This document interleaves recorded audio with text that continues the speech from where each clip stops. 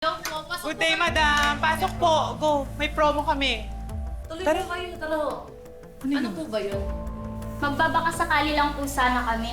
Kilala niyo po ba itong babaeng nasa litrato? May nakapagsabi po kasi na dito siya huling nakita. Teka, patingin. Teka, ate, parang pamilyar. Di ba si Janine to? Ate siya yan. Tingnan mo mabuti. Ate si Janine yan. Confirm. Diba? Yung mata pobre sa akin, nagsampa sa akin ng kaso eh. Yun din yung nanakit sa'yo, di ba? Correct. Ate siya yan. Hindi ako pwede magkamali.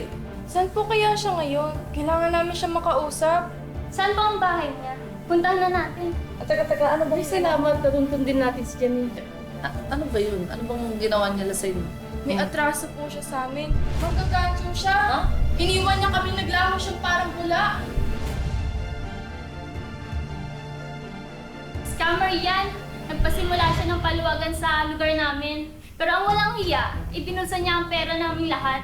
Kami na dapat ang susweldo. Makakakuha ng pera. Pero hindi namin po siya makikilap. Please naman po, tulungan niyo kami. Teka lang muna. Magkano ba? Tigda 20,000 po, bali 60,000 po lahat. Okay. Totoo po yun. Hindi po na dyan na yan. Scammer pala. Diba?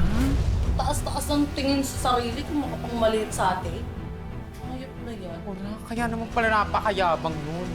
Pwede niyo po ba kami tulungan? Para makulong na siya at makuha namin ang perang pinaghirapan namin. Oo, sige, tara. Sasamahan ko kayo. Ako na bahala. Ate, ikaw muna bahala dito. Apple pie. Samahan mo muna si ate dyan. Kaya ko na to. Teka, kaya mo ba mag-isa? Kaya ko yung galit ko ngayon. Pang 5 tao kayo. Manda sa akin yung kahit na. Tara.